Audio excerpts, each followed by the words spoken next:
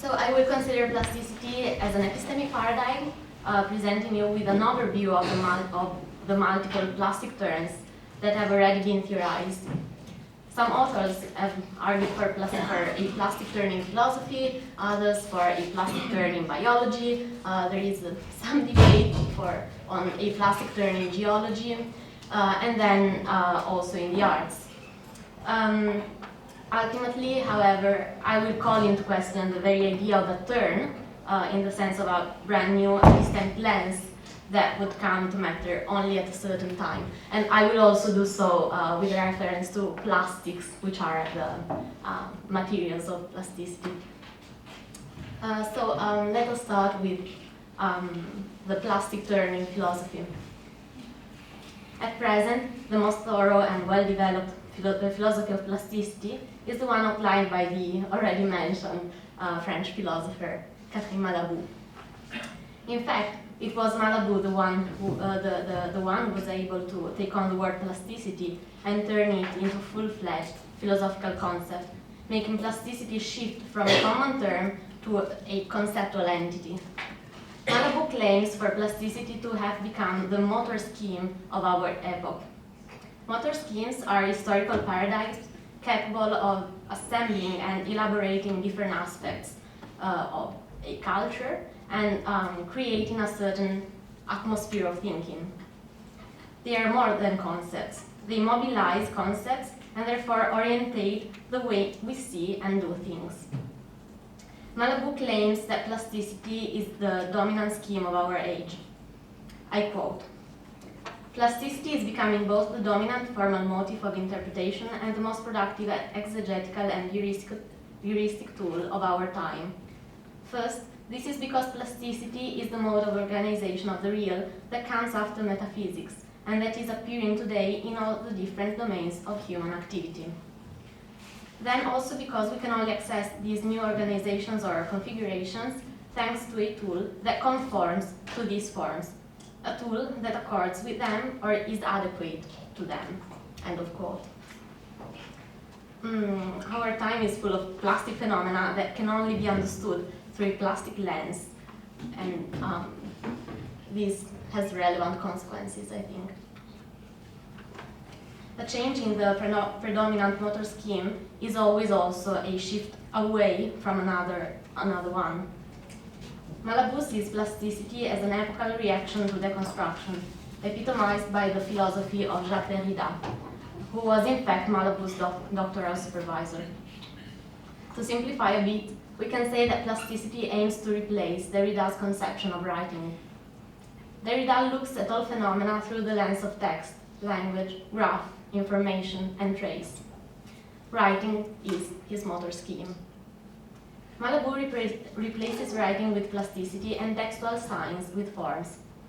If we wanted to make an example, we could think, for instance, of dance, which could be conceived of in terms of choreography, so in graphic terms, but also from the viewpoint of plasticity, and that would mean considering it from a much more embodied perspective.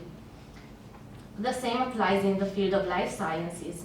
DNA can be thought of as a sort of text, or as a codified carrier of information, but also as a plastic, three-dimensional form. Let us dwell on the case of genetics for a bit and examine the plastic turn in life sciences. At the beginning of the century, life sciences have experienced a shift from genetics to postgenomics. Trivializing, we could say that genetics saw DNA sequences as messages, or strings of code that carry genetic information, which is then translated into proteins, and describe DNA and transcription mechanisms in textual terms.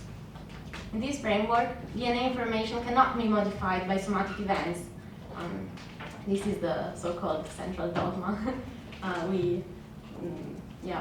So we can say that for genetics, bodies are not very important. They are pretty much survival machines for the genes. Today we talked about Dawkins, for instance, and this is pretty much it. Postgenomics arises as a plastic turn away from genetics. It posits that DNA sequence alone is not enough when looking for explanation of phenotypic traits. The environment needs to be taken into account too, and the concept of environment is understood in a broad sense as both intra and extra organismal.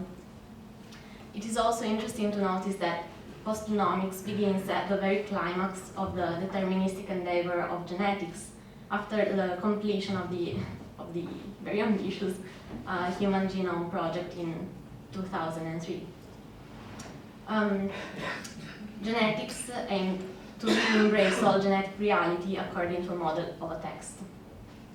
Postgenomics instead focuses on the study of the material, non-linear, plastic relationships that connect genes and environment, thus giving rise to the field of epigenetics. Chromatin studies in particular are relevant to understand the biological plastic turn at the molecular level. Chromatin is the macromolecule into which DNA fibers are folded, and it can be defined plastic as it takes on different configurations in the relation with the environment. When it is loose, it materially allows for gene transcription. When it is tightly packed, it inhibits it. Considering the morphological and material density of the genome is crucial to the postgenomic shift. Maurizio Meloni explains this point clearly. I quote, "In genomics, while the same genotype could express several phenotypes through a range of environments, each of those environments remained an external background for an otherwise static and ontologically prior genome. In postgenomics, by contrast, the excitable nature of chromatin brings into question the ontological priority and boundedness of the genome. Social matter and the wider biophysical environment impinge on biological matter and impress its regulatory architecture. This implies a shift from the linear and disembodied logic of DNA information to a different model of biological memory. DNA is re-embodied in chromatin as the dynamic physical body of the genome." End of quote. The plastic turn in biology consists in adopting an epistemic lens that does not dismiss the genome, but rather considers it as embodied and tied to a specific materiality. Yet now the plastic turn is affecting the history of our own planet, in the sense of both geological change and evolution of new life forms. Many have argued that we have left the Holocene and have entered the Anthropocene, but this claim is still profoundly anthropocentric in its formulation. A geologically more accurate label could be that of Plasticene, which would name the geological plastic turn towards a new epoch. The notion of Plasticene refers to an era in the history of Earth that has started in the 1950s and is marked stratigraphically in the depositional record by a layer of plastic. The geological record shows a clear difference between the days before and after the invention of plastic. What is more, the layer of plastic cannot be parted from the other ones, since plastic can fuse with rock. Plastic agglomerates, as we see them here, make this aspect plain to see. They are hybrid materials that result from the fusion of plastic debris with natural materials such as lava, wood, metal, sand, and marine corals. As Heather Davis, among others, has argued, plastic agglomerates will populate the future in the form of technofossils. This specific plastic turn implies not only that plastics will be visible in the fossil record, but also that new landscape and environments will form, that new behaviors and new forms of life will arise in response to this embodiment of plastic in the earth. The fauna of the Plasticene is in fact already coming to life, since a fungus that digests polyurethane has already been discovered, along with bacteria that are able to break down plastic. The future will be inhabited by epiplastic microbes and other organisms that will live on floating plastic, or plastivores that hunt and ingest plastic prey. Turkish artist Pinar Yoldaş has already given form to a possible future fauna of the Plasticene.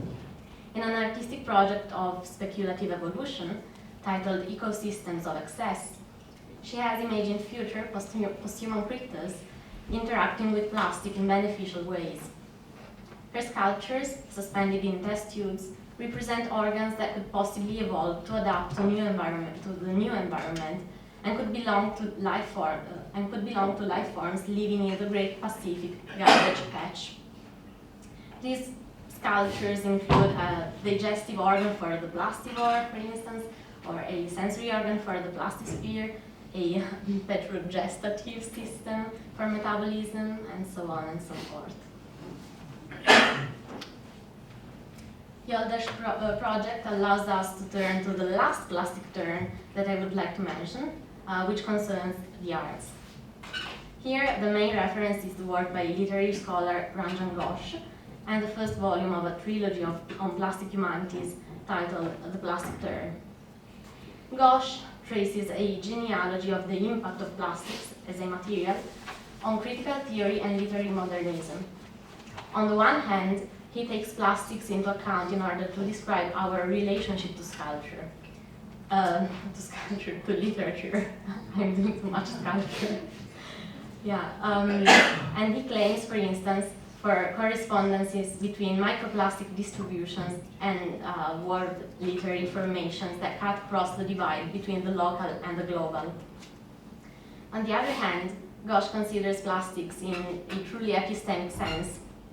He says, and I quote, "Plastic has built a new sensibility. The search for the new form and the man-word material connect introduces a fresh perspective of reality. This is a plastic-induced reality that brings a new understanding of situations in their cultural, psychosocial, eco-critical viability and pragmatism, and heuristic processes of expression and language. In its molecularity, polymericity, and molarity, plastic points to a turn in 20th century thinking, in thought differentialities and critical understanding across disciplines and discourses. It is the material aesthetic as the operative theory machine." End of quote. Here, I also would like to quickly mention my own perspective too, the one that I outlined in my doctoral dissertation. So most scholars, including Malabou and Meloni, hastily claim for sculpture to be the native land of plasticity.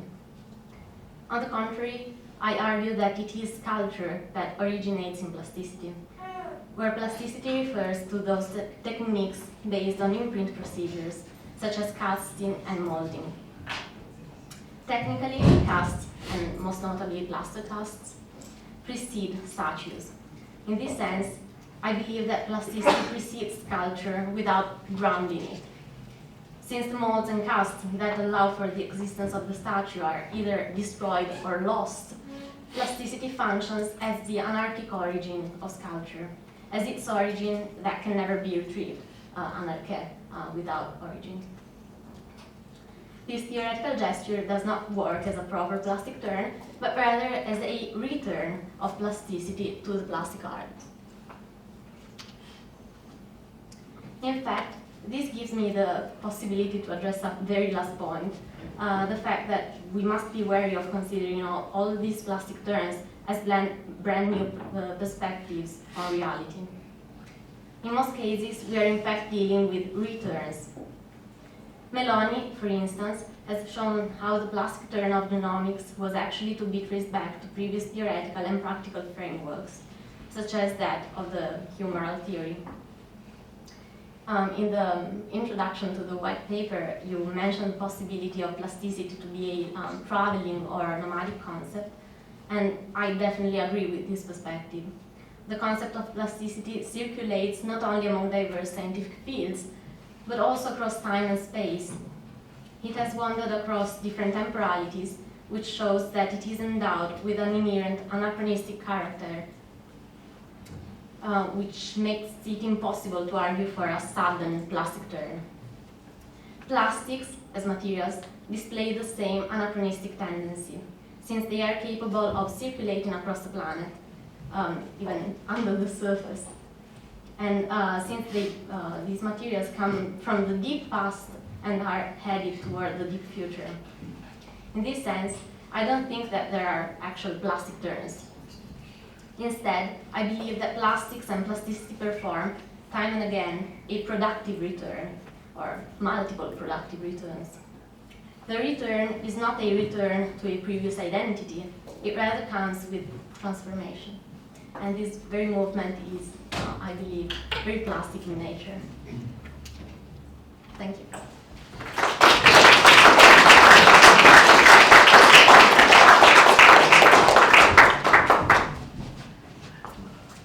Thank you, Alice. On that last point, I wanted to try to say something about returns and maybe the caliber of thinker that is gathered in this room in general, and I think that's like been understated all day because people are really humble and that's beautiful.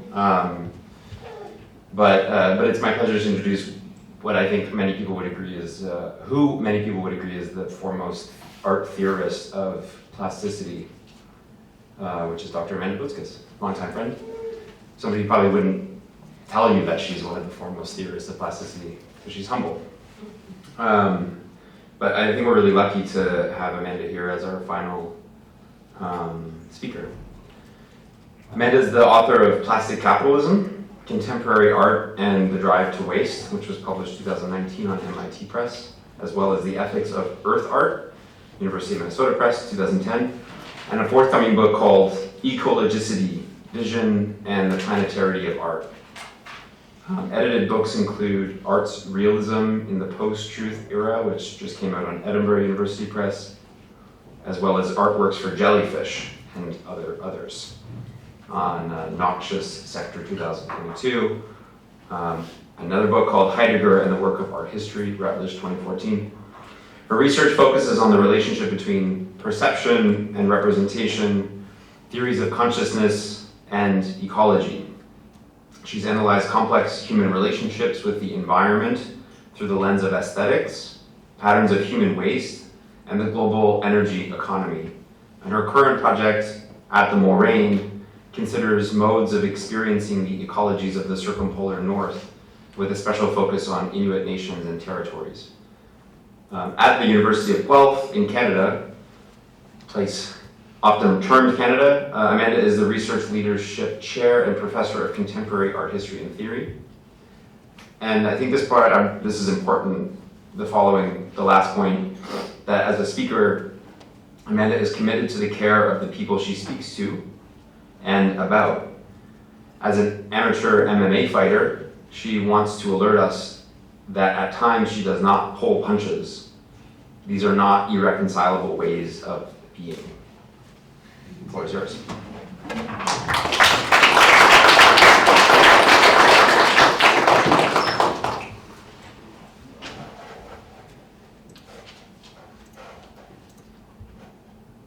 Is your audio? No. Okay.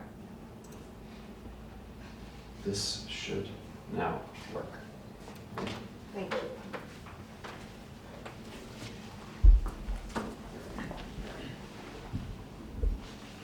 Thank you, Jeff, for that generous introduction. Thank you, Esme, for the kind invitation. It's a pleasure to be here. So, capitalist prize fighters striking the plasticity of art. Number one, jab. In the summer of 2024, the work of Jean-Michel Basquiat was all anyone could talk about. This was probably due to the interest piqued by the 2022 documentary Artiste Absolu, steered by the French director Pierre-Paul Poulitz. The 2023 exhibition King Pleasure in Los Angeles, curated by Basquiat's sisters. The Warhol v. Basquiat exhibition at the Louis Vuitton Foundation in Paris that same year. A surge in sales of his work since the pandemic year, 2020, also the year that the Black Lives Matter movement reached peak global visibility after the murder of George Floyd in Minneapolis by a policeman, and a subsequent rise in the market value of Basquiat's work. Or It might have been the epic World Boxing Association heavyweight match on May 18th in Riyadh, Saudi Arabia, in which Tyson Fury, the reigning champion known as the Gypsy King, but who was actually descended from Irish travelers, not the Romani people, was defeated by Ukrainian Oleksandr Usyk, a boxer some say is the best in history pound for pound, and who carried the full weight of affect regarding the Russian occupation of Ukraine. Though the match was billed by the spectacular title Ring of Fire, in many ways it was plastic. It went 12 rounds, with a knockout punch in round 9. But the match paused for 17 seconds, and then continued, only to be determined as a win for Usyk by split decision of the referees. A plastic fight. This is something Basquiat understood, and not because he was a timeless master of art, as he's advertised at the Museum of Contemporary Art here in Amsterdam, but framing is so conservative. It does no justice to his work, and it doesn't allow his work to do justice to us. No, Basquiat is an absolute artist for our time now because he knew the meaning of a fight, a meaning that matters to us decades after he passed on. So why then is his work so everlasting? 2. Everlast.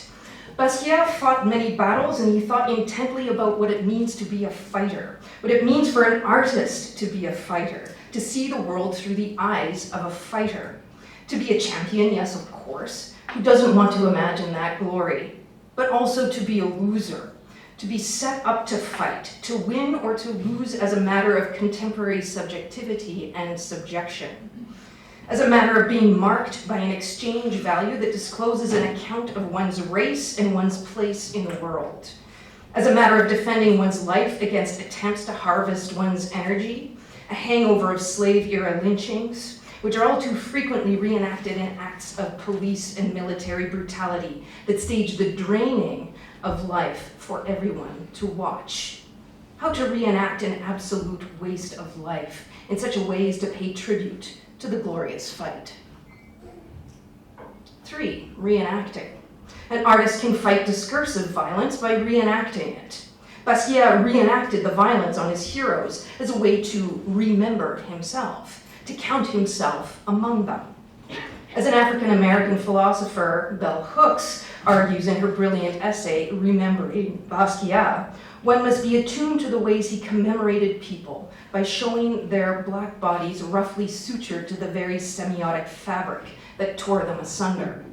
To remember Basquiat as an absolute artist is to attend to his acts of dismemberment and remembering of bodies, of peoples, from the many diasporic cultures that he sought to recuperate. Not only as a person of Haitian and Puerto Rican descent who grew up watching boxing matches with his father, but as one who was finding his artistic roots as much in the music of black artists like Dizzy Gillespie and Charlie Parker, as in the styles and iconography of the Maasai warriors of Africa and Australian Aborigines, as in the fights of Sugar Ray Robinson.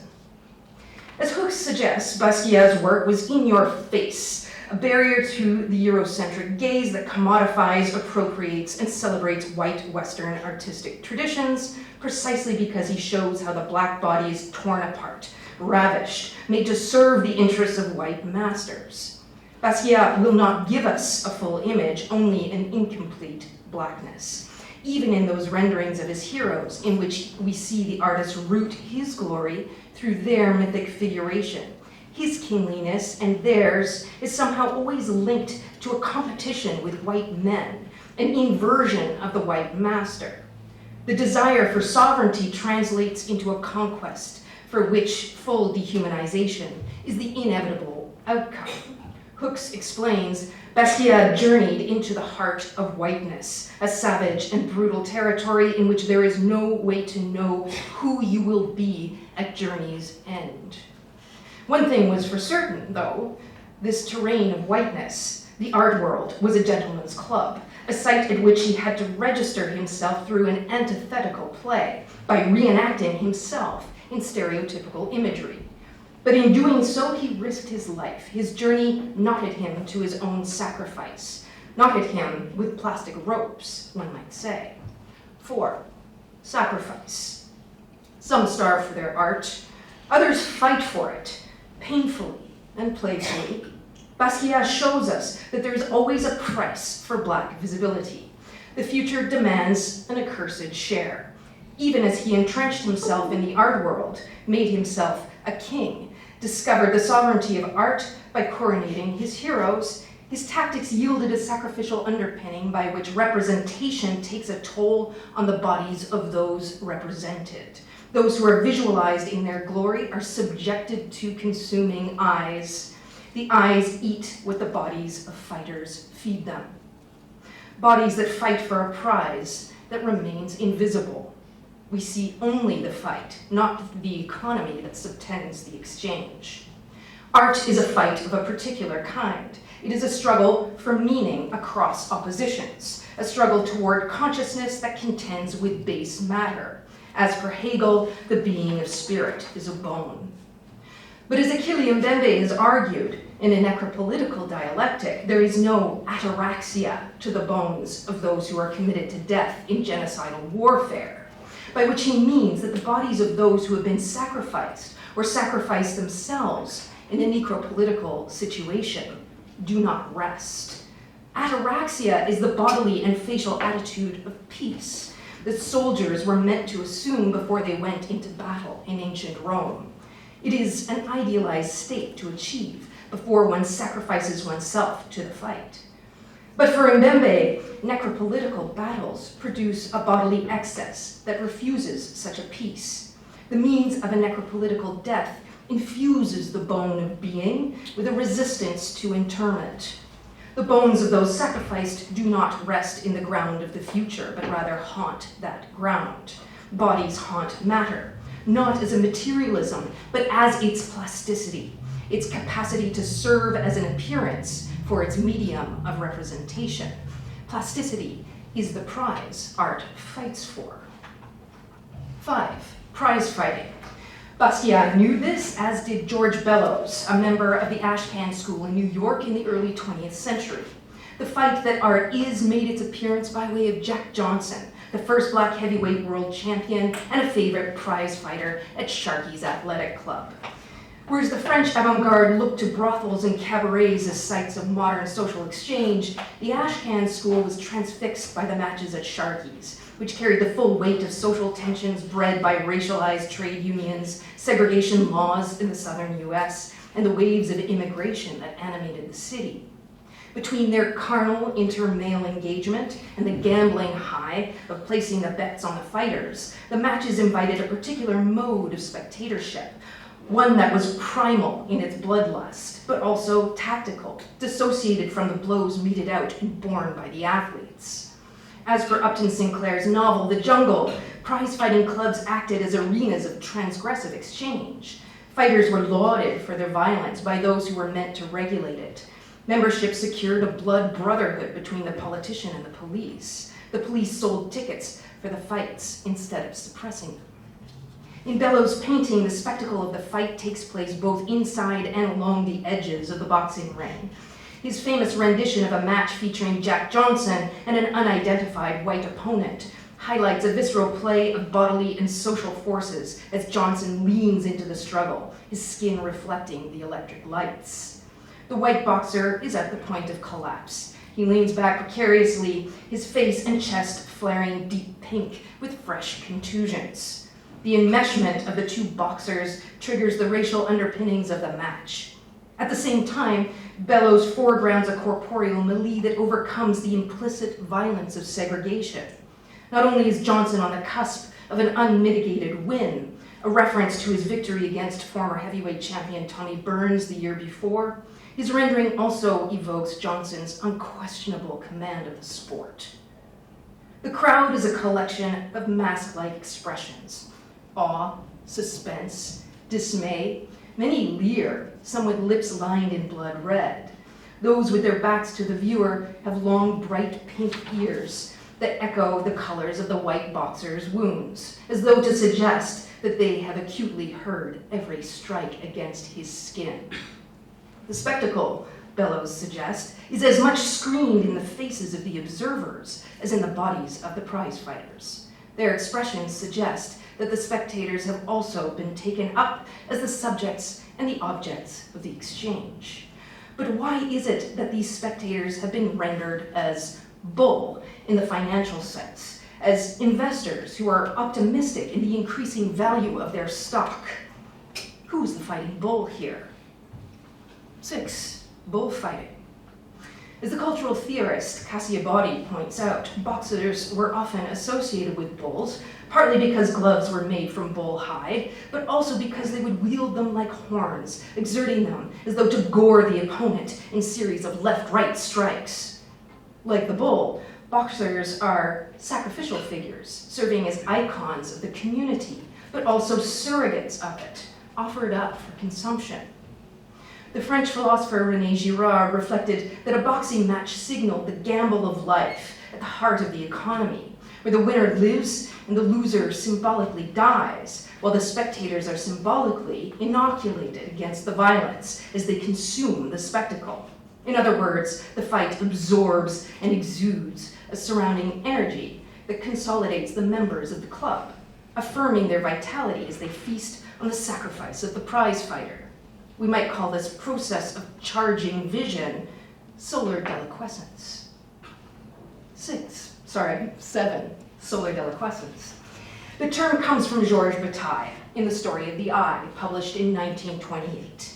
As some of you may know, the story follows the narrator, a young man, and his lover, Simone.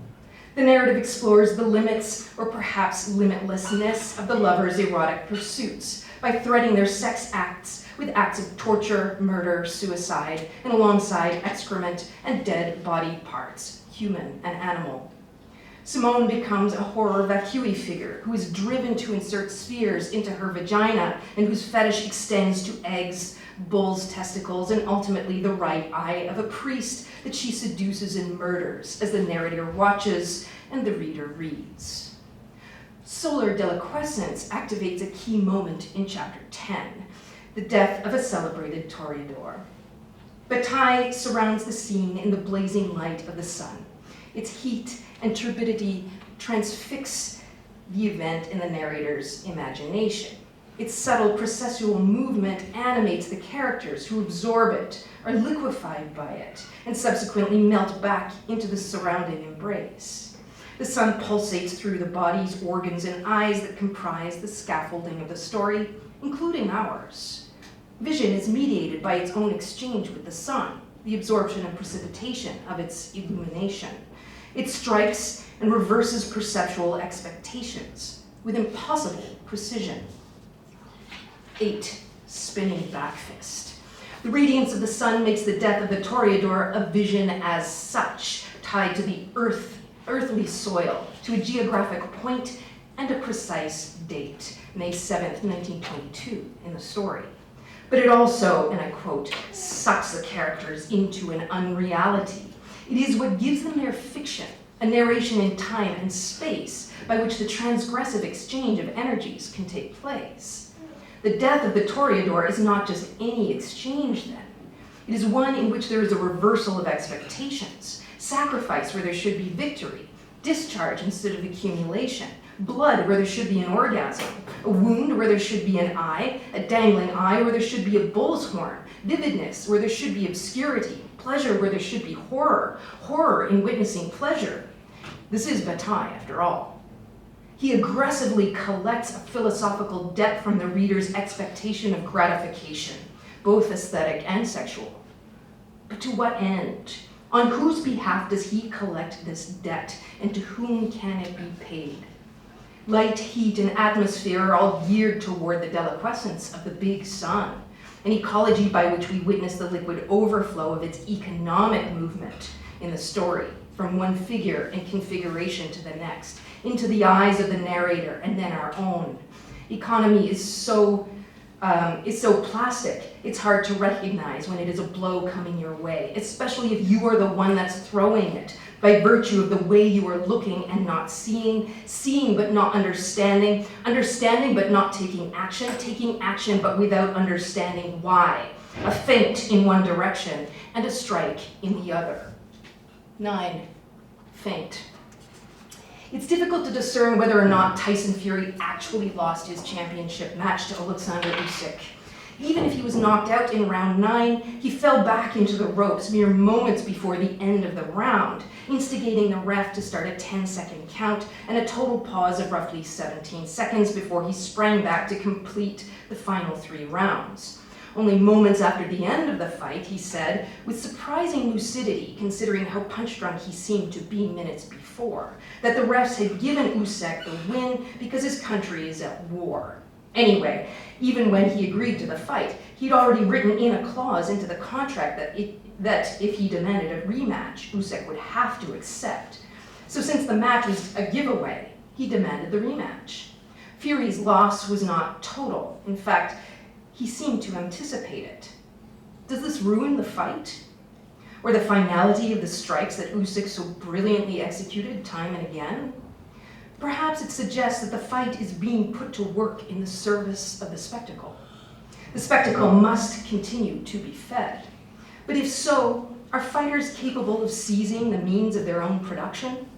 The use of their bodies for the appearance of a fight? And yet who would deny that Fury and Usek were not actually taking blows from each other? Nobody. That part is real. The question is, do their blows matter beyond their bodies, beyond the ring, beyond what we see of them? Or is it all just porn? A schema of real engagement, real violence that displaces the anchor of fighting in political thinking. Is that plasticity? For the ancient Greeks, wrestling and philosophy were co-emergent. What better figuration of dialectical struggle could we think of than 2 men, their limbs enwrapped, twisting and turning each other to attempt to pin one another to the ground and achieve a beautiful submission? Here, even a guillotine is not a final cut. It is more of an act of sublation. But that's wrestling in the Western tradition. Boxing is more ancient still, and while it may have been considered a lower class form for the Greeks, its basic terms stand out across the millennia. 2 figures with fists raised, yes. Did our pugilism exist before capitalism? Or is the fist the beating heart of capitalism, an origin for this economy in the affordances of the human body that we might only stop by striking ourselves as though to induce a kind of morphological rearrangement? Tyson Fury, born in Manchester to Irish travelers, presenting himself as a gypsy king and playing the part of a Goliath, the Philistine in Old Testament lore. His appearance is so protean, even his height is more mythic than measure. Sometimes describing himself as 6'9", sportscasters sometimes correct this, saying his height is actually only 6'7", and some say it is only 6'5". His flesh is densely muscled, but also flabby and oddly nebulous from his struggles with drugs, alcohol, and manic depression. It is as though his own deteriorated state is his source of strength, his medium. We can see this play in the hypnotic mobility of his neck movement and facial expressions, which contrast with the directness of his massive fists and his strategic footwork. He let Usek hold the center while he edged along the periphery, readying himself to use the ropes like an elastic band, to fall back into unconsciousness and trust that they would throw him back out into the middle. Fury used the ropes as a prosthesis, one might say, to absorb Usek's knockout, with a temporary state of repose. 10. Repose. I wonder if the Goliath, Tyson Fury, by putting his feints to work, was taking a cue from Courbet. Courbet liked to paint himself falling back into his canvases, enmeshing his body with the picture plane, and showing himself to be absorbed by the artwork's ground. His absorption as a matter of concealed consciousness, as though to play the possum. Courbet may even have eclipsed his political activism with the beauty of his own self-styling as a realist. He dies with great theatricality in Fontainebleau over here, that is actually colluding with the Paris Commune to push over the Vendôme column over there. He split the fight of art between an appearance of wounded repose and the concealment of revolutionary action. What better way to topple a monolith than to blind it? Goliath was a giant, said to be 9'9". He was a Philistine, the name of a people who lived in the southwest of Canaan and who were historically in conflict with other peoples in the area, like the Israelites. Today, the term Philistine means someone that is hostile toward culture and the arts. But isn't Philistinism itself the primary feint of art? An imagined state of freedom from the consciousness of art, as the very rationale for it to revolutionize itself and cast itself once again into our eye? We should wonder, though, what happens when art is not so reposed in its appearance, when its appearance and its striking actions are together in the spotlight for us all to consume, when it surveils itself with a view to prefacing its own fight. After the subject has been dismembered and remembered, after our eyes have been dispersed and the surveillance of God's eye has been trumped, who is looking at the capitalist prize fighters? Would this excessive vision see us fighting each other for visibility in a global arena, as though gladiators of social credit? Or would it see us in a generous communion? 11, excessive vision.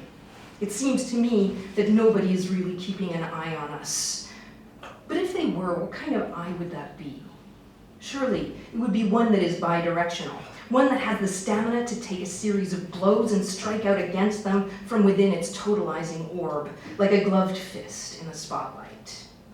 If, as Bataille suggests, the sun does not care, but gives its illumination indifferently, then there is no freedom from the strike of its excessive vision. Its flurry of blows is unrelenting, leading only to a continual leaking of human vitality. Could someone strike out against this? Is there a strike that could effect some freedom from this dilemma and conceive a form of justice for those who have been bullied into sacrificing themselves? This vision would have to see the economic totality, I'd wager, and it could not strike without its own excessive form of vision. 12, plastic fury. This reflection drives at two interconnected questions. The first and most in your face is, who or what do we consume as we consider the subjects, objects, and ecologies of plasticity? An attentiveness to both our consumption and expenditure of beings is essential to any kind of thinking that presumes to have purchase on its real terms, its realism per se. We can approach an answer by capturing the notion of solar deliquescence. It leads us to ask the second question: what energies surround the spectacle of our consumption? By considering the surround of the spectacle, we can come to know that our vision is reflected within it. Not only do we consume as we view, we are consumed by our own viewing. As Bataille collects his philosophical debt and pays it forward to the future, and Basquiat makes his aesthetic claim on black bodies as a future solidarity, a remembering of their glory, it becomes clear that visibility itself is the prize fighter in capitalism's plastic exchange. Who or what are we when we feed and consume the energies of this exchange? Boxing, like art, is a plastic fight, one into which spectators invest their energies and then consume its returns as they spill out over the ropes when the fighters engage. But, I've been told, not all is splendor about plasticity. No, it isn't. Another totality looms. They say that death is the great equalizer, but they're wrong. Death is as plastic as Tyson Fury or Jack Johnson. It's an old-fashioned tipping point. Artists like Basquiat raise the dead to strike a blow for justice, to remind us that there is no equality so that we might remember it. But death is a philosophical cakewalk compared to extinction. Nobody comes back from extinction to strike a blow for justice. So I wonder if it is even possible for us to watch that fight and to discover what power lies in the eye of an excessive vision. It's time. Thank you.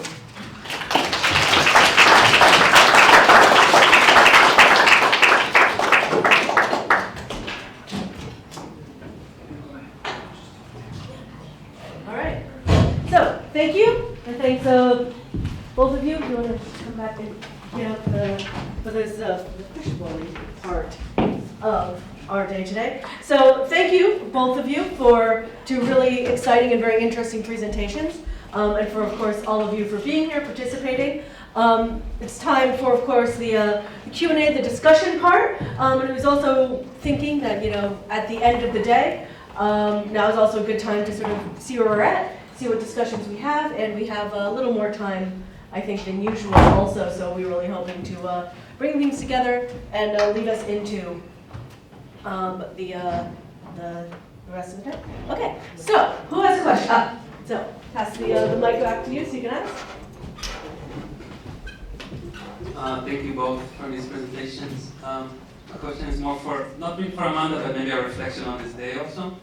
So with your very visceral presentation, it made me realize, with the beautiful quotation, the quote, "Plasticity is the prize art fights for," I almost felt like you transformed also this room into a kind of bullfighting arena in which plasticity is the prize we are fighting for, or the different disciplines are fighting for.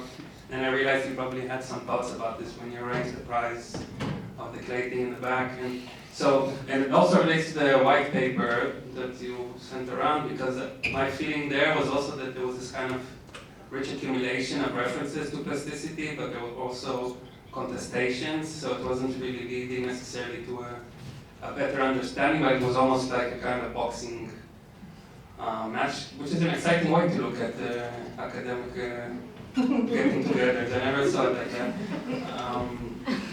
I hope I'm leading to a question. I'm sure there's a question here. I think it does come from the white paper also, the thoughts about the white paper. So can we get together as a kind of interdisciplinary group, and do we really want to reach a conclusion, or we just want to fight it out somehow? And then do we want to just win the prize? Maybe this is for the organizers, and also for the open fishbowl thing. I'm also curious how you see the fact that we didn't actually take the seats of this very generous invitation to take the stage, but everybody was kind of afraid or uncomfortable. We weren't really that plastic, I think, for us in terms of taking up that invitation. So maybe it's just a question for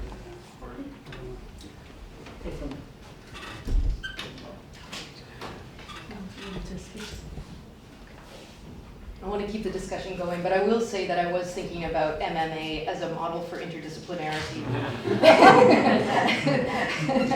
And I've been learning a few different martial arts over the last year and a half in order to be a better interdisciplinary thinker. But it is also the way that it does seem to me that there is that a symposium like this would be a fight for plasticity. So there's a way that I would like to, to sort of rescue plasticity from a bad neoliberal form. And I think there's been a lot of that on everybody's part, that it's like I would like to rescue something good out of neoplasticity and hopefully not do it by creating a strong man out of one discipline or another. And so in that way, like I actually do see, if we call a fight, then there's something a little bit more democratic about the playing field, not democratic at all. I mean, I spoke only about men, other than citing philosophers who are women, and I will say that too. But yeah, Alice and I were talking just before our panel about sort of how, we both wanted to write out our papers, for example, to bring some structure to it, to keep with our, it's easy to get swayed by other disciplines and other concepts, especially if they're pretty fertile, and especially if they have really strong technological outcomes, like then it's like, okay, yes, that it's then hard to speak about art after that. Yeah, also this year's working on plasticity for me, it has been sometimes hard to, I had the feeling I had to fight for my version of plasticity, because having to talk with you saw I had to get acquainted with biology and with brain sciences and all of those other disciplines, and even inside my own discipline, even inside philosophy, I had the feeling I had to fight for my own version of plasticity. So I definitely agree on this metaphor, if we can call it so, of interdisciplinarity being a fight. And another thought on, you mentioned the clay and the prize and so on. There is yet another assumption going on with the clay corner, I think. And someone at the beginning said, So with these examples, then you make plasticity accessible even to kids, even to, it is the easy version of plasticity, so to speak. I don't think it is the case. The modeling play and experiencing the plasticity of the material, the plasticity broadly intended, that is both giving and receiving form. There is also the giving part. Clay can give us form. This is not trivial at all, I believe. Yeah, just to mention that other assumption that is lying over there, I think. Thank you.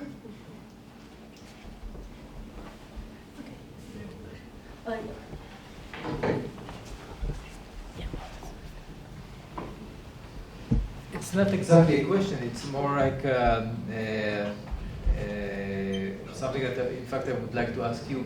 You said that you felt that the thing that we are trying to write is sort of use the metaphor of again a fight, or similar to what we heard about now in Amanda from fighting in the ring.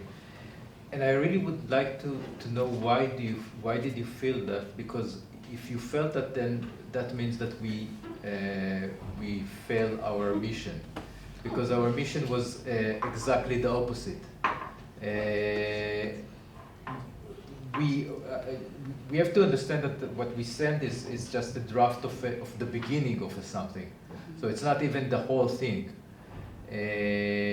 But what we are trying to do over here is exactly not to do this. How do you call it? MMA or MMA? No, I'm not good at this kind of thing. Why? Why not? Why not? Okay, so why not? I think that what I can speak about is the experience that we had as a group in the last 3 years now working together. And I think that many people that talked about interdisciplinary, and I'm going to take it out of the context of plasticity into interdisciplinary now.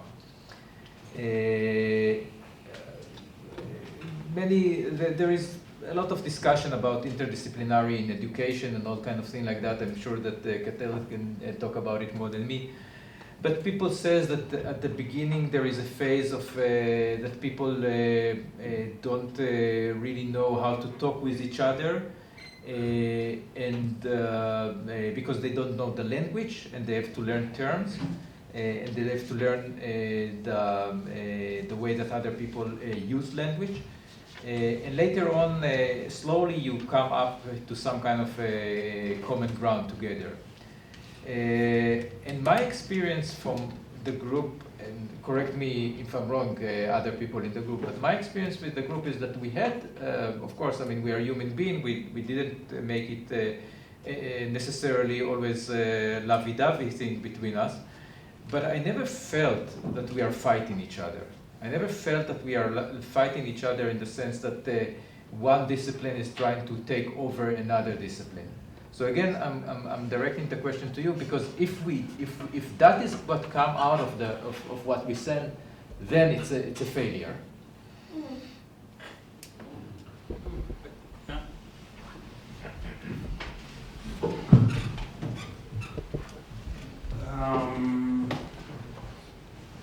The question I had, and I don't see fighting in a bad negative sense necessarily, it also connects to the reference from Malibu to plasticity as an explosive form, not just receiving or giving form, but explosive form that annihilates all existing forms.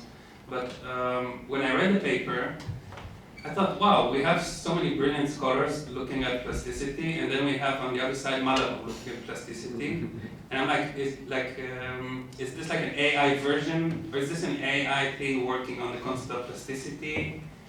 Like, what does it give? And it's brilliant, and I'm looking at the paper and I'm really impressed by it, but then I'm also asking, you have all this kind of enhanced intelligence or some kind of thing working on, or multiple intelligence working on, and then you have Malibu on the other side, and I couldn't really bring these two versions of plasticity together somehow.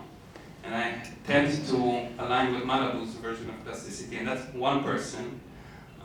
So that was the question about the accumulation of kind of references to plasticity. But then the contestations, they're okay. I have no problem with the fact. And another problem, maybe a problem there, is that there is a structural inequality of disciplines already built into the academic system that you as scholars kind of enact, coming from your different disciplines.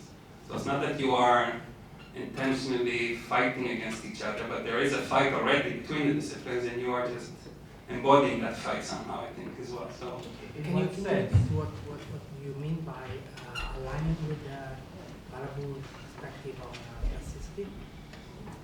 she was my entry point to plasticity. I studied with her here. She did a seminar here 3 or 4 years ago. So that's the first time I heard plasticity, and maybe I have good memories of that. I don't know, but that's where I started to get into plasticity.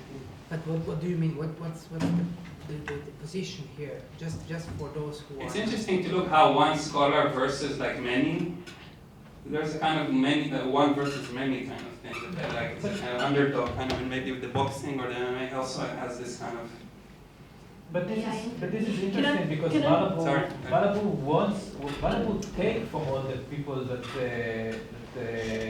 were talking about plasticity from other disciplines. That's the whole point of Malibu, to take other concepts and to bring them into philosophy. Yeah. So I think if you look at Malibu, and I'm not an expert about Malibu, I only read one of her books, she would not think about it as and I don't want to take the discussion necessarily to Malibu, but I don't think that even in her case it will be conceived as a fight in interdisciplinary research. And correct me if I'm wrong about people that are more expert about it. Yeah, the fight's here. Let's hear from I just want to respond to, you presented Malibu's thought as like a minor line of thought inside a wider environment of scholars, but I would like to stress that at least in the humanities, Malibu is very, is not minor at all, and no. I don't say that in a very positive way, actually. I mean, I think that resorting to Malibu's thought as an entry point to plasticity is a very good idea if you come from other disciplines.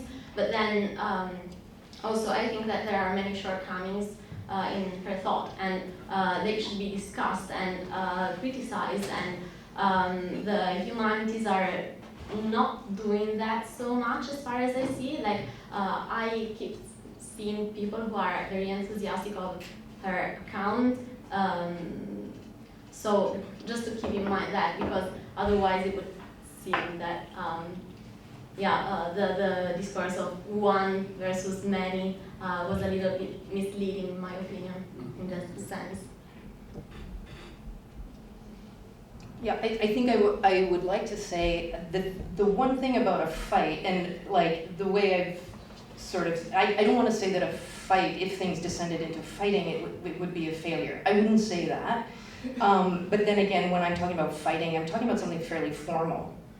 So the discussion, or say what is, I mean, boxing was always a kind of model for dialectics in the early 20th century. So like the dialectic is very much like set out, here are the oppositions, and now they will fight each other. And actually it was more like boxing's been around for longer than dialectics, and so maybe we should think about what, like boxing cultures in order to think through how we could have more fruitful dialectics and also styles of argumentation. And so fights are not the end. I think this is my point. They're the beginning. And one of the things that can be a little bit of a problem in an interdisciplinary situation is some people won't talk to each other. They won't engage. Some people representing disciplines, some concepts are not they're just sort of juggernauts. And everything else has to fall in line. And so this is why I think through a David and Goliath situation. There's a juggernaut. What do you do? Is plasticity going to help us?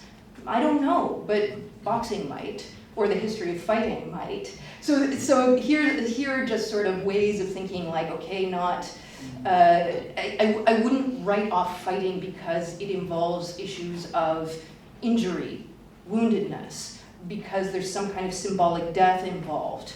I would actually say, let's embrace that. And even, like, I would love interdisciplinary discussions to have more fight to them, to be less sort of neoliberal. Yeah, I'll throw that out. Yeah. Okay. Back there. Start with Thank you so much for both the presentations. Also, I love the discussion at the moment. I wanted to react to what you were saying about when you were just writing about your plasticity concept and you felt like you had to fight for it. Talking about a discourse of what it means to fight, I think there's a difference between fighting against each other and fighting for something, because it's something that is worth fighting for or defending.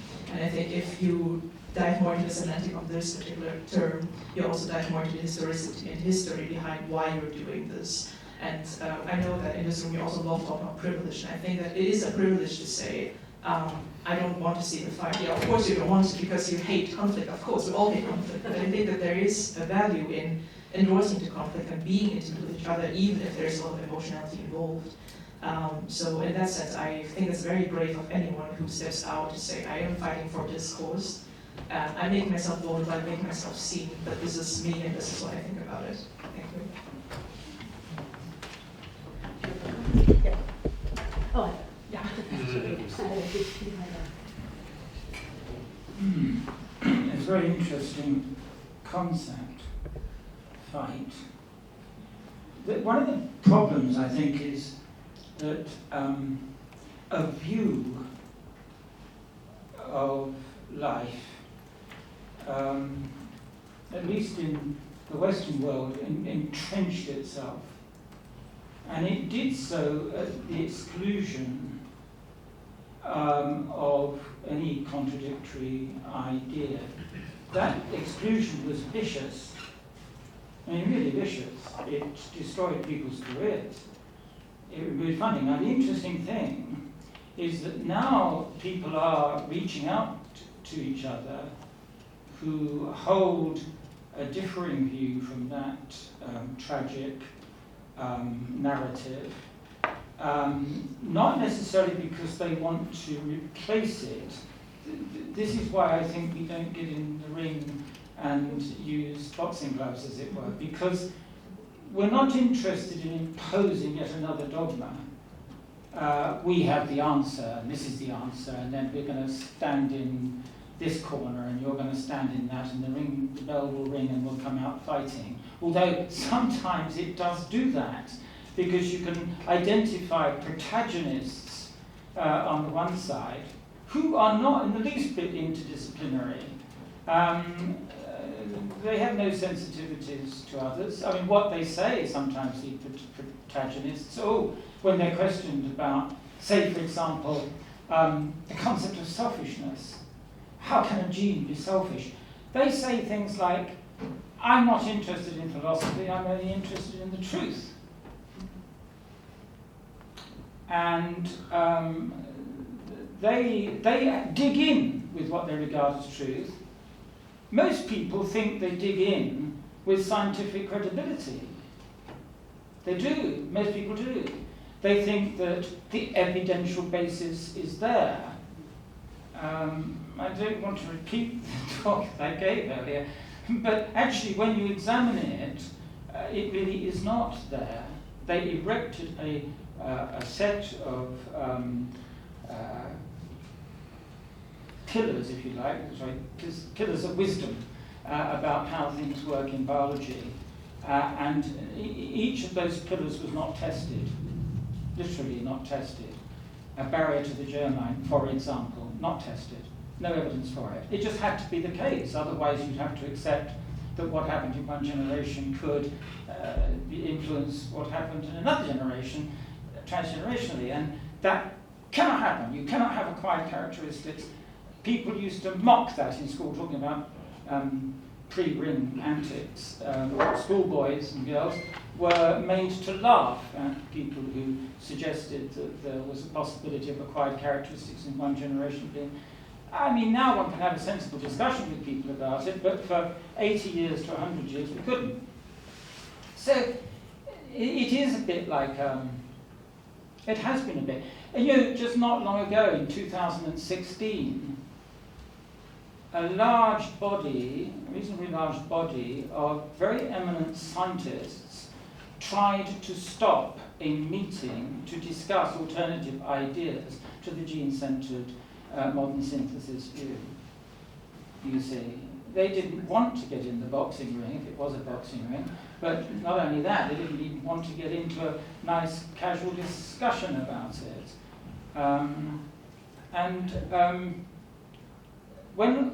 Sorry, I will finish. I'm just going to say that it's a funny thing. When we were writing our, I'm sorry, not a publicity exercise, this, but when we were writing our little book, Understanding Living Systems, which was wonderful because it's published by Cambridge University Press, which was a big step forward for us, an established university press taking on, because they knew it was going to be, in the scientific world, controversial, challenging to those who hold on to evolutionary science like a gospel in the way it's presented. The only bit that the editor worried about was when we challenged one particular advocate of the modern synthesis, which of course is Richard Dawkins. Richard Dawkins has, at a drop of a hat, audiences of millions. At a drop of a hat. I couldn't get in the ring with him because he's a master at the art of disguise, as it were. And it is extremely challenging. I think the challenge, so I can get on to my point, I think the challenge is finding a public narrative that comes out of interdisciplinary understanding, reaching out across the disciplines and finding a way of getting a better narrative about life and how it functions and works and what it means to people, because it has impact on our societies and our politics. So, yeah, it is a bit of a fight. That's what I heard you saying too the entire time. Yeah. Yeah, you wanted to. Yeah, I mean, I got the sense that you were thinking about Richard Dawkins when you said the chimp might be, you know, picking up the stone to crack a nut or to crack skulls, because that seemed to be your comment just after talking about. I mean, I also got the impression that you were thinking people are misunderstood about what genes are, as though they could locate particular traits because of Richard Dawkins and this idea that there's a selfish gene. And my question to that was, but can there not be selfish collectives, or isn't there a selfishness that's, you know, like any time you're trying to chart a parameter around an organism, even something like a context, can that not be self-involved or solipsistic or something like that? You know, even if you're thinking about plasticity, setting up the terms. But okay, that's one thing. But I will sort of throw out, here's some new neurobiology that I learned from actually fighting men that are much larger than me, but doing so in a controlled environment where I do get hurt. I have been injured, but not because of any intention, and not because of the intention like some big, like, I'm going to rule you out, you know, you're done. That isn't really what happened. And so I actually have a kind of faith in fighting, and I even have a faith in interdisciplinarity in the same way. Like, I could be killed. Like this is the thing, if you walk into a boxing gym, any of those people could, like, I'm not the most resilient, I'm not going to be plastic, I'm not going to be Tyson Fury and fall into the ropes. And, you know, I'll get a concussion and that'll be it for my career. But that doesn't happen. Actually, it doesn't happen. There's a lot of generosity, I would say, but it also, nevertheless, being struck, being in some kind of, even I would say it's a kind of simulation of combat, or one concept that I've heard is deep play. So you're simulating a situation, so is the other person, to the point of a reality principle, and where that line is pretty mobile. I have felt, you know, like here's the neurobiology, you will have such and such a response, a stress response. fight, fawn, flight, and freeze. And then there's a whole domain of research that suggests for women it's quite different. There's this new biological response called tend and befriend. And I don't want to talk too much about it, but I was like, this explains so much activity in a fighting situation, which is somebody stresses you out with a series of blows, which, in this situation, and it's actually quite painful. You're like, aren't we friends? And the tend and befriend response is one in which you actually want to hug the person, and you actually want assurance. And so the idea, like the neurobiological explanation, is this is adaptive. This is an adaptive response to stressors. Now, I have huge problems with the whole discourse of tend and befriend. What I do notice is there's a huge tend and befriend response from Tyson Fury to Oleksandr Usyk, and in fact between all fighters in the kind of MMA world. Yeah, they're trash talking each other to provoke the fight, but they're also hugging each other afterwards. They're also there's a whole lot of socially adapted behavior, and so to me, it's way better than interdisciplinary exchanges that I've had. Way better than the brutality of being educated, and especially as a young woman, but I'm still extremely privileged as a white woman. But there's a lot of violence in just disciplinarity, or say education, we could say, something like that. I'm still gonna make a case for MMA as a way of doing things.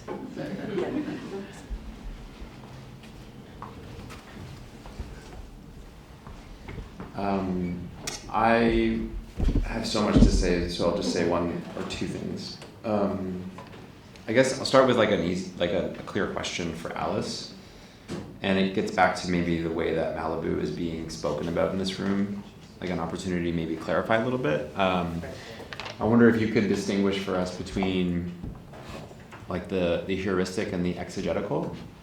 Well, how you understand Malibu to be making an argument about plasticity as the central heuristic and exegesis of our day, and why those two things are distinct, and what's at stake in distinguishing them, and if you agree with that.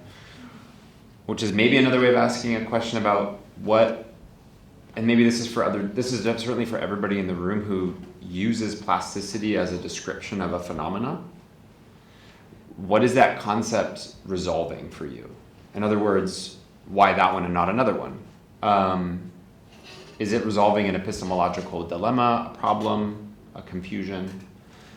And if so, I think it would be useful for all of us, but in particular the people working on the white paper, to sort of hear a little bit about that. What is it resolving? And then what is it promising? And I think that's what we're actually talking about when we're talking about the fight, maybe, is the promise or the proposition of plasticity.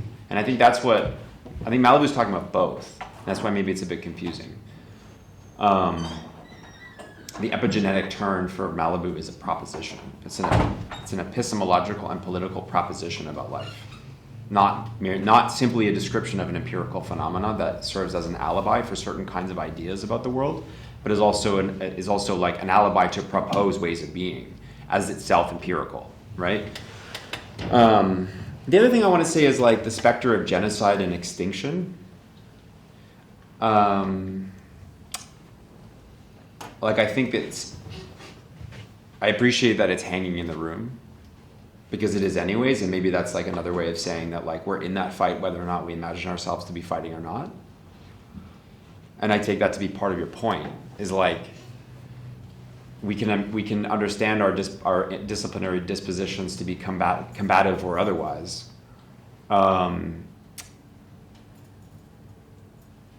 But this sort of desire for sovereignty that you drew out from Basquiat, which I thought was a really beautiful way for just a moment to think about plasticity, a desire for sovereignty that crosses species lines, different kinds of entities and scales of milieu, a desire for sovereignty, is an impossible desire.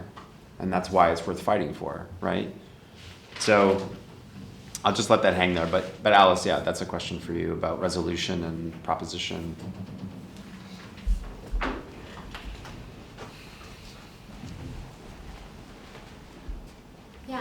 actually, I'm not quite sure I really get your point, and this is interesting because when you invited me, the description of the panel didn't really resonate with my own understanding of, or even my own vocabulary, you know.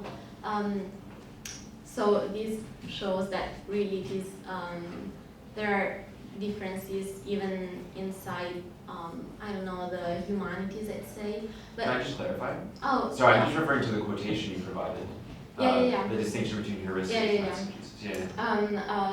The point I would like to make there is that on the one hand, there is plasticity as a concept that is immanent to the object, and then on the other hand, there is plasticity as a motor scheme, as a paradigm, as a lens, and this is a whole different thing. And to be honest, I think that she fails in turning plasticity into a motor scheme, into a paradigm, because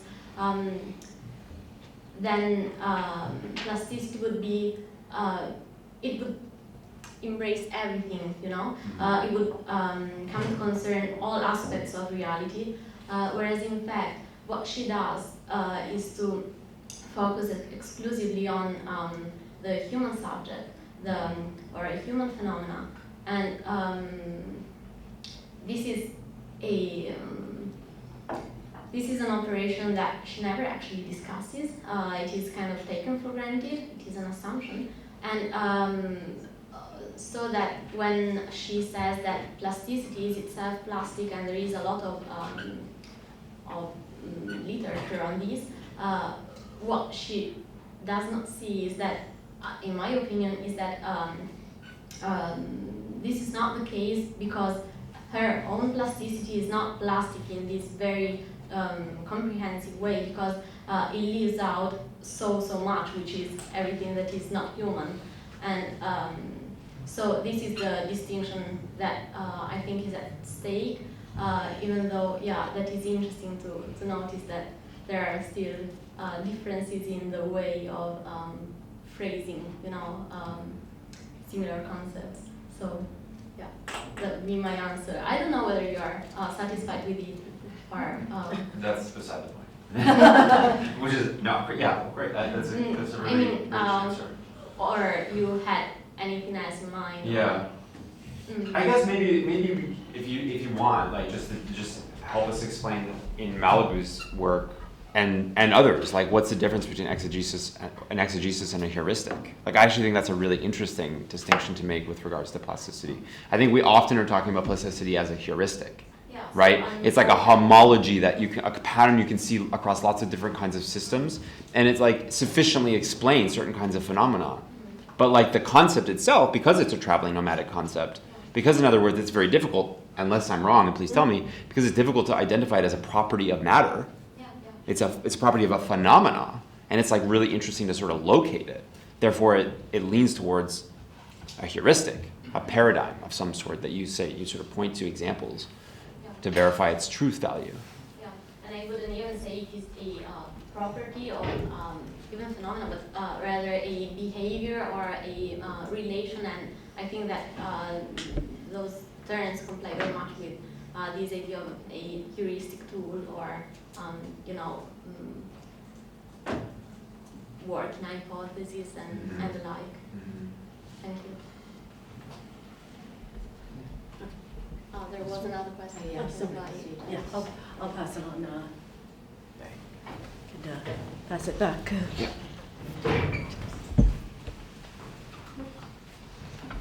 Yeah, thank you. I'm coming from a bit of a different perspective because before today I had never really even dealt with the word plasticity, so it's fully from an outsider perspective. So I had never heard of Malibu. I still don't really understand who this person is. Sounds wonderful. I'll check it out. I'm sort of from that perspective also noticing throughout the day, like, I have a bit of the question if it's not the same things of sort of these ancient philosophical questions that we've had since forever of What's the relationship between continuity and change? What is the relationship between form and formlessness? What is this pesky thing called consciousness? Do we really even understand it? And what is agency on the human level versus on a bodily level? And I'm kind of wondering if plasticity isn't just in the middle of those unanswered questions.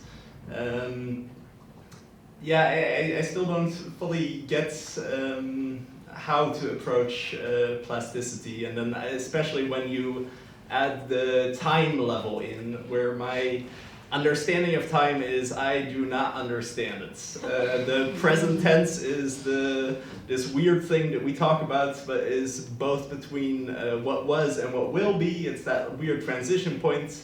The future is just based on our expectation of it. It's not really an existing thing that we move into, and our past is continuously changing.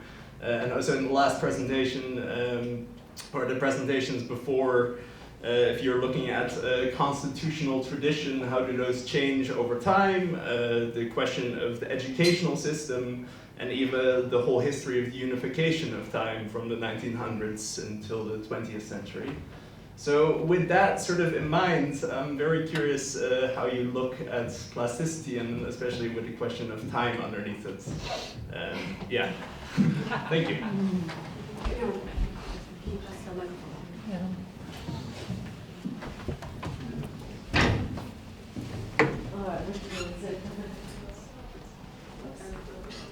Yeah, it is interesting to notice that Malabou from time to time describes plasticity as an undecidable oscillation between opposites. So there you also see her Derridian legacy. And I think you're right. There is this unending oscillation between form and formless, or form and destruction, and giving form and receiving form. So I think that trying and make the concept stand still would be just to misunderstand it. So I think that we should try and stay within the oscillation and try and oscillate ourselves in a way. That is a challenge maybe, but it is worth taking on.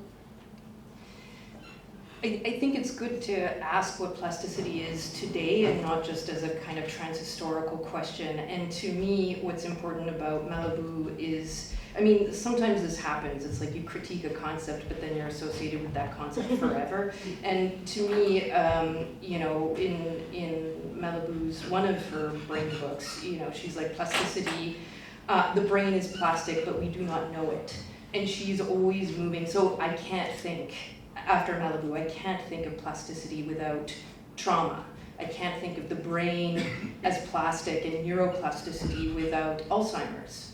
I can't, after she writes the book New Wounded, I can't think of it without her critique of neoliberalism and the assumption that we must, that feedback is a good thing or something like that, right? Like that we should be open to it. And so she's got a lot of critique there in order to sort of, flush out the problem of plasticity and the problem of, a kind of transhistorical understanding and a transdisciplinary understanding of what plasticity is.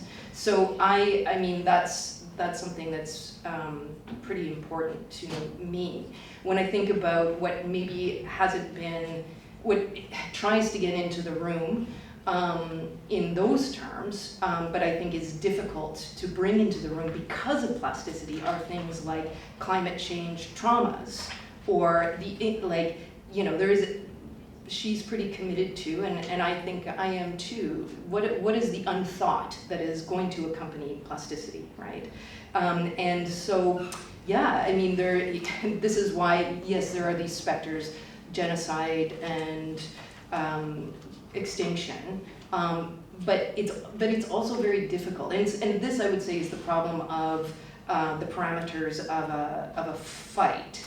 That, and this is why, like, in the end, it's like, okay, look, fighting relates to death, and it relates to racialized warfare and history of slavery and so forth. That's some of what I want to trace historically. But you know, the end is also the beginning. What is plasticity vis-a-vis extinction? What is it vis-a-vis these other scales that are kind of, you know, no longer thinkable within the biopolitical paradigm, which is why I would go to the necropolitical. But that's also very, you know, that's not easy to keep in the room. It's easy to want to change the discussion right away.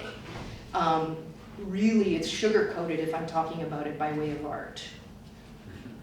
And I see art as that sugar-coating. That's what gets me into the interdisciplinary conversations.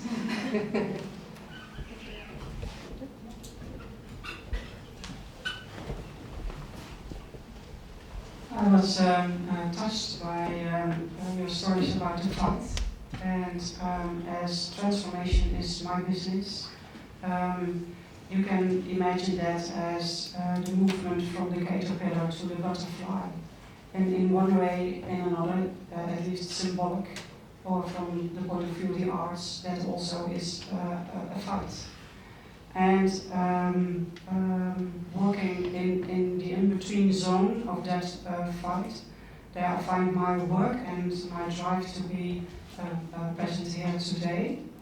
And I was wondering, when we are talking about a fight, if the fighters, as you explained, are the different points of view and the different disciplines of the scientific world. And I wonder, maybe, if actually, at least I think that it is quite another fight. It's not a fight between you, maybe. It is, in my opinion, a fight between academic thinking and the heartbeat of life. I talked with a few girls here in the room in lunch break and other breaks about ecology, and next level we step up as society. And I think maybe when it comes to plasticity, I still find it a very difficult word, and the new forms we are folding, that more comes from the heart than from the mind, I guess.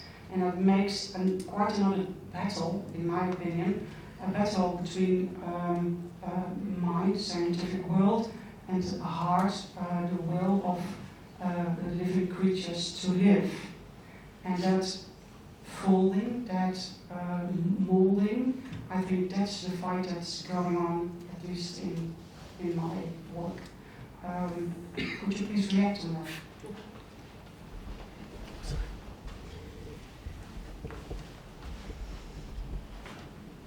Yeah, I like what you're saying.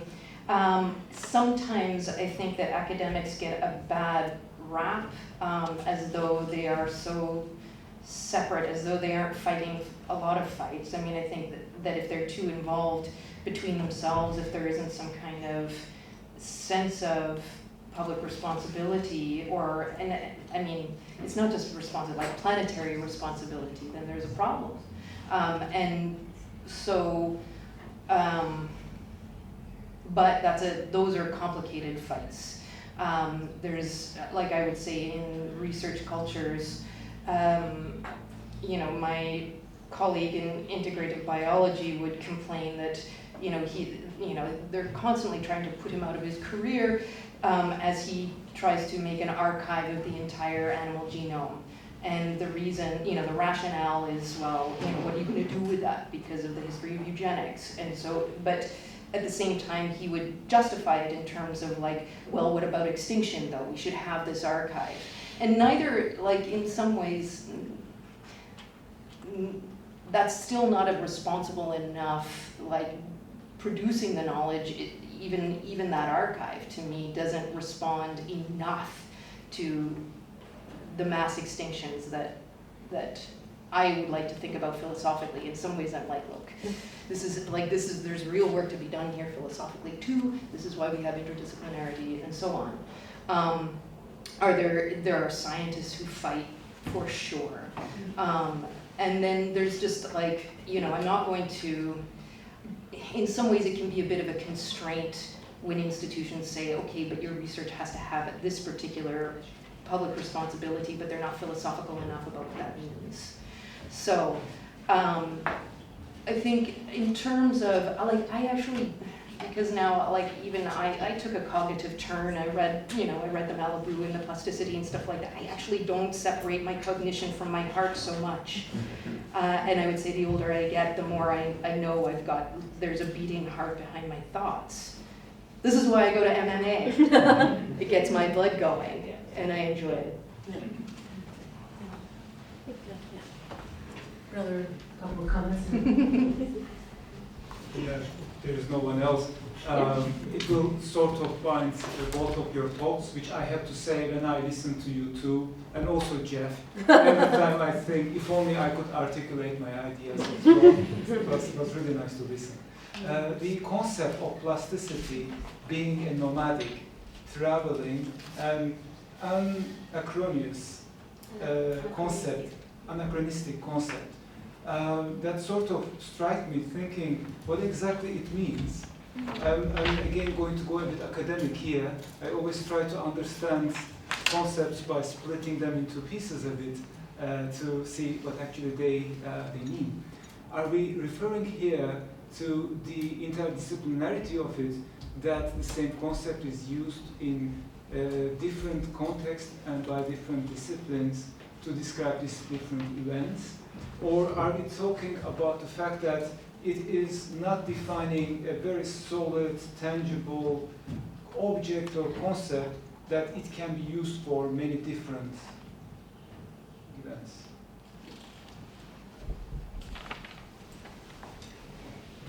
Thank you. This is a wonderful question, a wonderful topic as well. What I like about plasticity is the fact that it is not just interdisciplinary, but it actually resurfaces again through different times and again in different contexts. And you can say that it is the same concept, but also a different one. So in this fact of returning, it does change, but it also stays the same. And I think this is why we were able to gather here together today, because there is something in common, but also a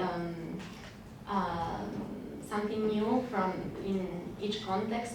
And when I think of a nomadic concept, actually what I have in the back of my head is the pathos formula of Abi Warburg. I don't know whether anyone here is familiar with Warburg. No. Okay. So yeah, and I think pathos formula are like very emotional gestures that keep recurring in iconographic history, but they acquire a different meaning in each context, whereas but they are also the same gesture. So they acquire a new meaning, but the gesture is the same. And I think that with plasticity, we find ourselves in a similar situation. This is how I like to think of a nomadic concept. And talking about anachronism, which is the fact of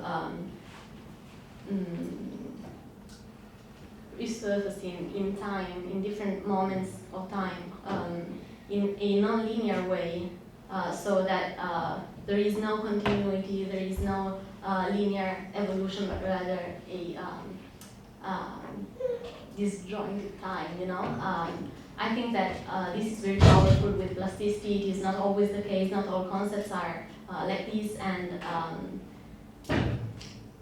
this is why I find it so fruitful. Thank you. I have done a follow-up, if that's okay. If this is the case, if you go back to the boxing in Mesopotamia and dialectic, And there you see parallels in the plasticity of the processes, of how one fighter is going to react into the other, of how the dialectic process has some parallels to it. And you could find traces of plasticity in these. But are these in any way related? Are we just defining them from outside as, oh, we see the parallels in these, and we give them a name? Or did they indeed, in fact, influence each other? Because culturally, there is some, epistasis, the knowledge is diffusing, and the plasticity, as we know, is being used in another context. I'm wondering if you're saying that in Mesopotamia, just because of the medium of representation, it doesn't seem as plastic because it's like a sort of carved into stone or something like that? Let's think of it as boxing in general, and the discussion. It's a consistency across time, maybe, like as a, yeah. Like, would you have like an understanding from one, any type of understanding, being reflected to something else? That's you are watching the boxing game and you see this plasticity happening there, and then you will go apply it elsewhere. So is it a motor scheme? Maybe. I think so. But then I like prehistoric art, and so somebody like a philosopher like Hegel would be like, plasticity is the movement of something across time. So art itself is plastic. It's this plastic concept insofar as you can trace it. And then he would say, okay, it moves from like these, rudimentary sort of symbols, like a symbolic phase, and then it goes into sculpture or architecture, and then sculpture, and then, this is what the absolute idea is doing. And so there's this kind of concept that is materializing itself across time and choosing different materials and so forth. So to me, that's something that has been critiqued, that understanding of plasticity as crossing time and sort of materializing. It doesn't, something that's anachronistic, I would say it's a little bit more of a tiger's leap in history. It's like and art moves that way. It's like it can be, it's sort of there, but then it's a little bit more quantum, we'll say. Sorry to raise the subject at the end of the day, but like quantum movement is not, I would say, is not plastic. It's more like a strike out of the darkness, right? It's there, it's not. One more comment and then, yeah. So question and then, yeah. Interesting quantum reference. But what I kind of got out of today, I don't know if maybe this has been something that you have been talking about the whole time, but I just got it now. But that we're essentially trying today to do plasticity ourselves. So like plastic, the property is such that you can reshape it, but it retains its properties always, right? So circling back to the desire for sovereignty, like it strives to be the same thing but reshaped. And the same goes for our means of communication. We are all from different, like everybody who talked today was from different disciplines. But what they were essentially trying to do is to make the other from another discipline understand them, right? So in that sense, the speaker is performing plasticity. So because you're trying, what are you trying to do? You're trying to retain your properties, whatever you're talking about, but you're trying to make it accessible and not gatekeep it to who's listening. You know that your listeners are not from your field, maybe some of them, maybe they're not, but you're doing plasticity. So in that sense, plasticity is a tool to overcome a barrier also. And it's a tool of interdisciplinary communication, which I think is really cool that we managed to do today. So what is the barrier then? And the barrier is the language, the barrier is the discourse that you're used to, the barrier is the tools, the sentence structure. But you're trying to retain this property, you're trying to retain that, but you're trying to also be plastic yourself to make the other understand you. and it's something to be exercised in, I think, in interdisciplinary rooms like this. Because what you're trying to do, you're trying to establish a mutual understanding so that you can overcome this fight. And that's the fight for plasticity. It's doing plasticity, I think, as, I don't know. And then it's just doing itself at the same time. Yeah, so I don't know if it made sense, but you're doing plasticity by fighting for understanding the concept of plasticity. But gene plasticity is not the same as neuroplasticity, but it is. It's this retaining its properties, the brain, but it's changing some aspects to adapt to something else. And that's what we're doing in this symposium as well. And I think that's important that in interdisciplinary studies to be exercised. And I have no idea yet about interdisciplinary studies, but it's just something that struck me. And I don't know if that's I'm glad it struck you. I don't know, and I don't know if that's Malibu. I've never heard of Malibu, but I'll check out the words. Maybe that's what she was talking about the whole time. I should totally read. Like, I don't know what's the recommend. It was the first book I should read by Malibu. The last one? Anarchy and Plasticity. Yeah, okay, thanks.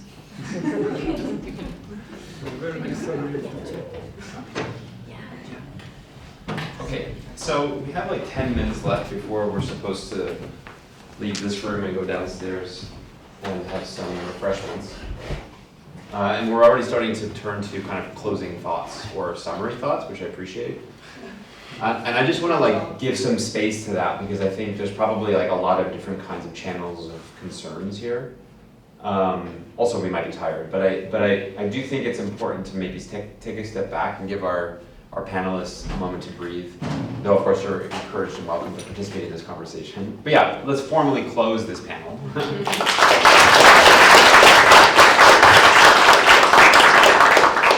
And then with the 10 minutes or so that remains, I would like to encourage us to have a conversation about maybe what we've learned today or unlearned, and especially for those of you maybe who are leaving us and won't be with us tomorrow, maybe you can help us by giving us some questions to attempt to answer tomorrow.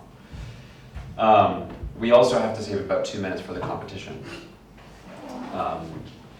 Lorenzo's been very patiently waiting, and I think I know who won. So we'll do that at the end. But yeah, I want to hold space for an open conversation about where we're at, and if you have some insight into the kinds of questions we might begin with tomorrow as we keep talking at the IAS. In the meantime, maybe you can gather your thoughts for a moment. I do think, just kind of on this last point that you were making, one of the things that struck me is, I made 8 comments today. I mean, more than that, but I made 8 comments specifically about intentional or deliberate vocabulary. Vocabularies of deliberation or intentionality that lays through all of the papers that I found unexpected and quite encouraging. In other words, a necessary accounting of the ways in which a plasticity as a phenomenon, an observable and measurable phenomenon, had to have some relationship to an intention that is not necessarily exclusive to a human actor. Ray began by insisting on this kind of cognitive autonomy, or the autonomy of cognition from genetics, which I thought was like a really beautiful way to begin this conversation. I'm thinking a little bit about Pater's, you don't know this, but your graph of the social networks, the high school social networks, which I found really explanatory, but super gross. I immediately saw the Ever Given blocking the Suez Canal when you showed me that image, and I was thinking about these choke points, and I was thinking about the cute boy and the blocked cargo ship as these choke points, and thinking about the ways in which complex systems are actually quite delicate and sensitive. And your notion of a kind of, I don't know what you call it, but a power law distribution maybe, or the hub or the choke point as a really important way to actually orient our analysis of plasticity, to sort of start there. Because another thing I was thinking about today was how many different scales we're operating in. And there's always a question of how scale scales and what scales do not scale. That is to say, which are invariant. And I think the choke point is a nice middle or meso level or scale that we can sort of focus on, right? It's like we were talking about the difference between an organism, an environment, and then an assemblage. An assemblage that sort of gathers elements from an environment, but is not reducible to an individual organism. That seems like a really smart place to start analysis for the choke point or the cube. Boy, kidding, gross. There's also this, there was this amazing distinction between surfaces and textured fields, and the kind of haptic literacy that comes with the inversion of a surface into a field, and what happens when fields become surfaces. The measure of failed plasticity, right? Intentions that go beyond the moment of sublation. How to read for an extinguished or silenced or oppressed desire for sovereignty, human and non alike.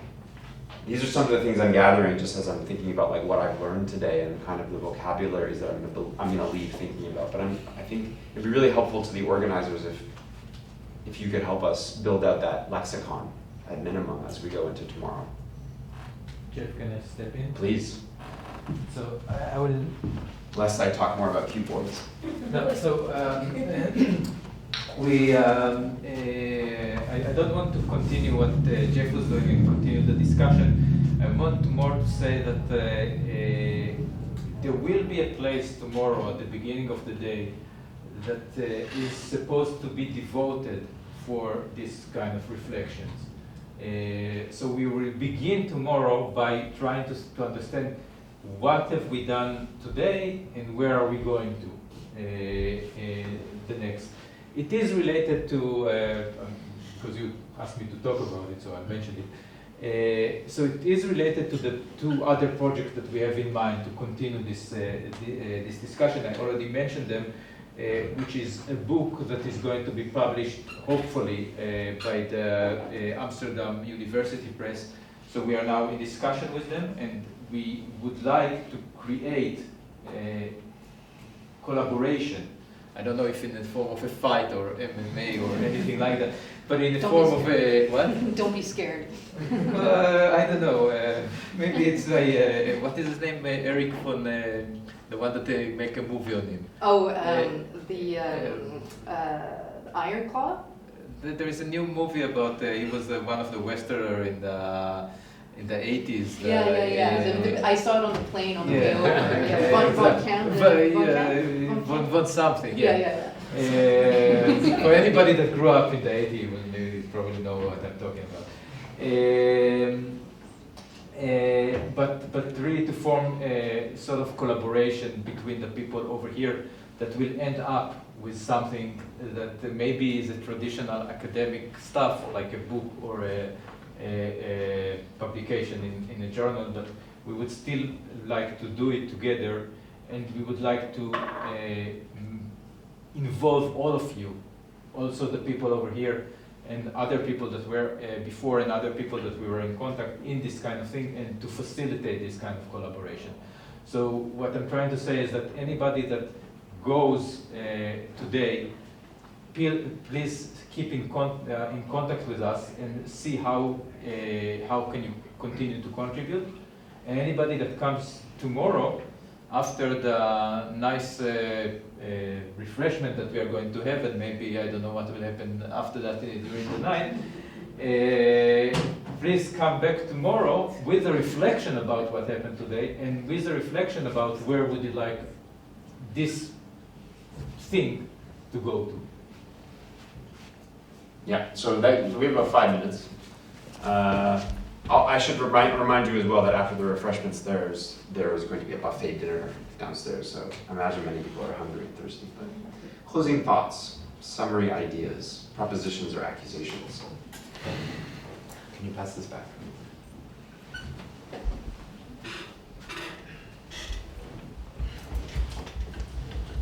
My perspective on this, that there is still in this interdisciplinary effort to find a dialogue and to find a fight if we want. I think that there is still misunderstanding in what plasticity is. I think that we have not yet agreed on a definition. So I think this is the first step in order to fight. Even on the ring, when you fight, the rules are clear. If they are not, so we cannot really fight. So for instance, you mentioned intention. That intention is important in plasticity. I'm open to it, but I don't see now why intention is important to plasticity. For me, in a very broad definition of plasticity, intention has not to be included. But this is just an input. I'm not saying that I'm right or I'm wrong, whatever. I do not know. But just as an example about difficulties in finding a general and shared definition of this concept. I kind of also have the same kind of sentiment that as a scientist I have a drive or need to really formalize these kinds of concepts. Either mathematically